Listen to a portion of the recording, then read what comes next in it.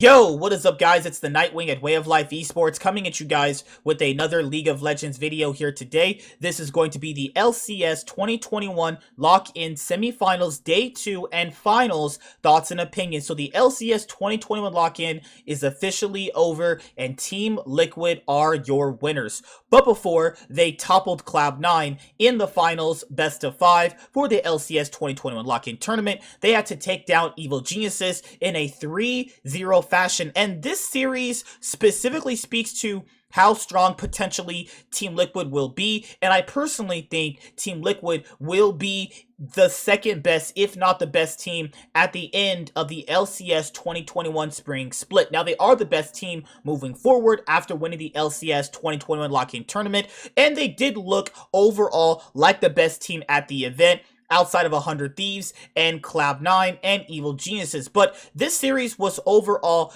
giving people very, very good indicators on how strong Evil Geniuses can be. Now, to be fair, Evil Geniuses also played really well in the LCS 2021 Lock-In tournament, in my own personal opinion. And when you look at their playstyle overall, I said this was going to be a really strong team because there's actually really good players on this roster, and it all but depends on how well they gel together. I really think Jizuke is a really strong mid laner. I think Svenskeren is a really good jungler. I think Ignar is a really good support. The only question marks were like, how is Impact's carry potential after all these many splits where we really didn't see him play carries on Team Liquid. He was more or less so put on tank duty because he wasn't able to sufficiently carry to a certain point that was able to meet the team standards back when they had players like Double Lift and Core JJ, and later on when they had players like Broxa and Tactical. So looking at the Evil Geniuses roster, I personally like what they brought to the LCS 2021 Lock-In tournament, and I also would like to see what they're going to bring to the LCS 2021 Spring Split, because we now get to see what this roster could look like and what their playstyle could be. Though I do personally think their playstyle is a little bit linear in the way that I don't think they can really play from behind. They pretty much have to get ahead, and if they don't get ahead, they pretty much lose. Now, you could also have this playstyle where you have Impact on well-able carries that are in the top side, like Gnar and Renekton, but you can't really give Impact Renekton or you just lose. Now, I did like how TL did ban out Renekton in this best of 5 because it shows that Jad is paying attention to how Evil Geniuses are winning their games. Now, specifically, looking at how Team Liquid was drafting, they pretty much put their carries in positions to succeed by having Santorin finally show what he's able to bring to Team Liquid. And it's not that I was saying in other videos that Santorin was bad. It was just more along the lines of, is Santorin really going to be the X factor to Team Liquid, the player that is able to bring them to a different level? It all but depends on that, because a lot of people had said, well, Team Liquid would be stronger with a jungler like Blabber, a jungler like Closer, a jungler like Svenskeren. Though I do personally think that he is fitting very well into the team, and as we saw Santorin finally start to play with Team Liquid, we finally start to understand that you also have to consider that Broxa and Jensen had really bad synergy. Their mid-jungle 2v2 was just really, really bad, and now that they have Santorin, the 2v2 with Jensen and Santorin now being in a mid-jungle duo situation has looked a lot better, and I do think they're going to get a lot better as we officially move into the LCS 2021 Spring Split. EG did try in this series at certain moments, just like you saw. They did win a team fight when Team Liquid is being way too aggressive. There was moments during the LCS 2021 Lock-In tournament where they were being really aggressive and they did get punished. So, let's hope they, fix that mistake, and they also prep that so they don't have a moment where other teams can come back into the game if that were to happen for them. Now, looking at this and looking at EG exiting the tournament after losing to Team Liquid in a dominant 3-0 fashion, their roster definitely has to think of another playstyle to play through if they're not ahead. And that's just kind of what I'm saying right now, because when you're looking at their roster, a lot of their games were just built on getting early game leads. But let's be honest, you're not always going to have early game leads. You are going to have games where you're behind, and we have to see if this roster can play from behind. There's not much to really say about this series. Team Liquid just beat the fuck out of them.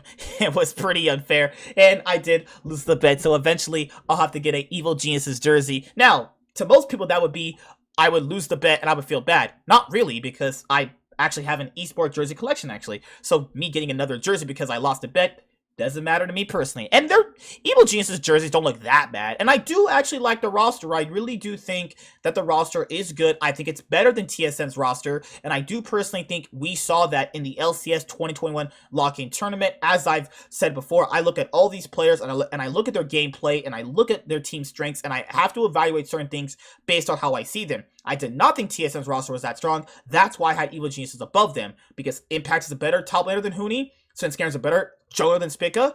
Jizuke and Power of Evil are pretty much neck and neck, and definitely is better than Lost from what I saw in the LCS 2020 Academy season, and Ignar is about the same level as Sword Art, so you pretty much have a really strong team, except in other parts of the map, EG are stronger, which is why I put them at the 4th place position, though I really want to see how this team develops. And now we move on to the LCS 2021 lock-in finals. Cloud9 versus Team Liquid, the teams that everybody power ranked as 1st and 2nd place for the LCS 2021 spring split. Game 1 started off with Team Liquid taking Jax, Talia, Galio, Xayah, and Leona. Cloud9 took Camille, Udyr, TF, Kai'Sa, and Sett. So overall, not even just for the first 2 games, because this is just what I want to explain to all of you, Fudge is playing really bad. And the excuse for him is, well, he's a rookie, so you have to give him leeway. No. The reason why a lot of people want to give him leeway is because,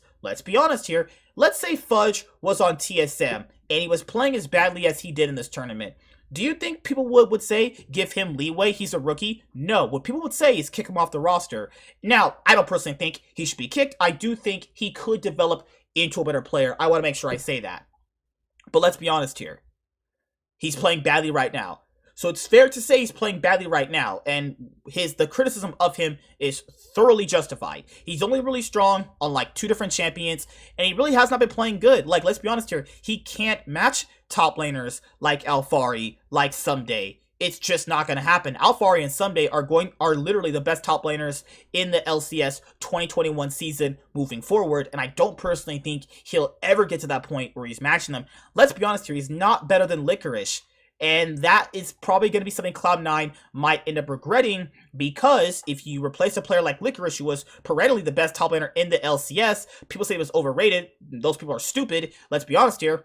Didn't really get an upgrade, though. And people said, well, Licorice didn't come out the gate swinging. You're actually stupid. You don't know what you're talking about, because he did come out swinging. He actually was just good from the very beginning to the very end of his career on Cloud9, minus a few best of 5 series, as you guys saw him on Cloud9. So personally, for me, he played really bad. This series was pretty much top diff, whatever you want to say. It was just not that good. Now, outside of the games where later on, as Team Liquid won the series, where Jensen had the last game interview with Dash, Team Liquid were playing better than Cloud9 pretty much the whole day. And let's be honest here, Team Liquid had been playing better than Cloud9 pretty much the entire tournament, if not the entire LCS 2021 lock-in tournament. This game was interesting from TL's point of view, where they completely knocked out Cloud9. Game 2, Cloud9 drafted Karma, Olaf, LeBlanc, Senna, and Tom Kench. This is one of the almost exact same compositions they ran when they took out 100 Thieves in that one game where they were playing the fasting Senna. Team Liquid drafted Gnar, Udyr, Azir, Kai'Sa, and Blitzcrank. With Core JJ locking Blitzcrank, you would think that's an ideal Core JJ champion to have a really nice early game impact. Now, this game is different for me personally, because when you look at it, there was moments in the game where Cloud9 were actually doing very well. As you can see clearly right here, Fudge is just getting top lane gapped. It's just going to happen no matter what. I just don't agree with people when they said that, you got to give him time. I mean, that's true. No one's saying you can't give him time, but he played bad, and we're going to point that out. It is what it is. Overall, so people are going to say, what do you think about Perks? In general, this just shows you how dumb some people actually are. Perks was never in a situation where he got hard gapped mid lane to a certain extent where you're like, well, Perks just got hard gapped. There was a few games in the series where it looked like that, but to be fair, that is based off champions. You gotta kind of factor in, like, Azir does do well into more melee bursty casters. It just is what it is. That's just how the champions work. It was never to a certain point where it was like, man, we got to get Perks out of here because he's playing this bad. No, it was never really a mid gap. Even just in their matchup against 100 Thieves, there was never really a mid gap, though. And even looking at this game right here for game 2 of this best of 5, Blabber is still doing an insane amount of damage. Blabber, Vulcan, and Sven are the top performers for Cloud9. And it's really crazy how Vulcan went on Twitter and he said, blame support gap for the day. Vulcan, you have nothing to be blamed for. You played absolutely insane. And later on, Team Liquid get the 2-0 lead onto Cloud9, and we're on to game 3. Cloud9 drafted Malphite, Olaf, Zoe, Senna, and Tom Kench. Team Liquid drafted Gangplank, Graves, Syndra, Aphelios, and Thresh. This was the turning point in the series for Cloud9. Perks had been susceptible to a lot of ganks, even though, you know, he puts out a decent amount of pressure. I think he has to realize he's going to get ganked at a certain point because he exerts a lot of pressure in the mid lane. You see him constantly, more or less so, winning his lane to a certain extent. But then again, that's going to cause the jungle to obviously come to mid lane. I was personally a huge advocate for putting Fudge on Malphite. If he's going to get consistently destroyed like this against Alphari and players like Someday, you might as well just put him on champions like Malphite. Just that's what Finn was relegated to. Hey, Rogue did okay in the LEC 2020 summer, you know, it's crazy. Like, the fact that they would promote this player and knowing there could be these issues is insane to me. Now, looking at the rest of this actual game, Jensen played really well today. Let's be honest here. I'm actually glad to a certain extent Team Liquid won because I really do love players like Jensen, players like JJ, players like Alphari, these big name players that have had a nice long standing history. And it's really nice to finally see Alphari win something because Alphari has been one of the best top laners in the West for a good amount of time. And he's only won like what? Rift Rivals in 2019, which was the last time he actually kind of won something, but that wasn't really a exclusive trophy for him personally, for his trophy cabinet over the years. That's just something for the other teams together because they took down North America during that Rift Rivals tournament of that year. Now, I'm actually glad Jensen won because a lot of people had been criticizing Jensen for his comments about Perks, and as we already know, Jensen's the best international performing mid laner we've ever had. I mean, he's did better than Bjergsen internationally. Let's be honest here, doing well internationally is what matters. Winning like 4 LCS titles is like literally, they mean nothing, you know what I mean? Like most people later on, as we keep having more history, more seasons for League of Legends, you will understand doing well at Worlds is what will cement your legacy, not winning LCS titles, which are clearly just garbage to a certain point because it'll show you just, watch last LCS 2020 Summer Split Finals, watch that, and tell me if that title matters anything, because TSM went 0-6. Tell me if LCS trophies matter to anything. They really don't, but let's be honest here, they matter to a certain extent.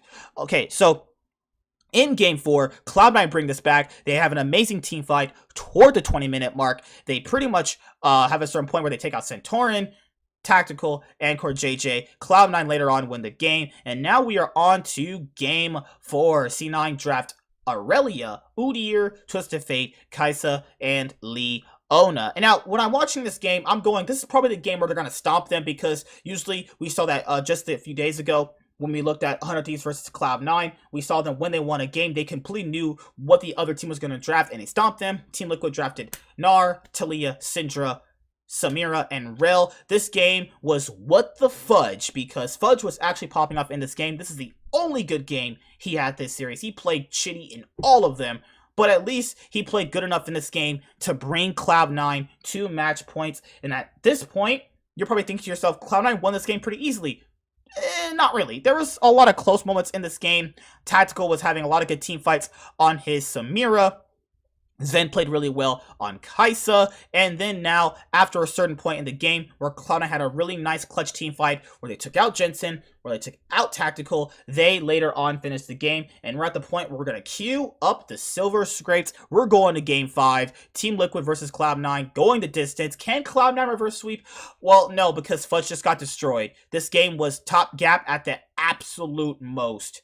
Now, I get it. It's not all his fault they lose. It's never one person's fault. But when the gap is this big, this is just unacceptable. Let's be honest here. This is terrible to look at. He just got destroyed. This game is top gap. If you don't watch League or don't know how to play the game competitively, you don't know what you're talking about. He got destroyed. Even when they ganked for his lane, he couldn't secure kills. He would take too many Gangplank barrel hits with Gangplank's Q.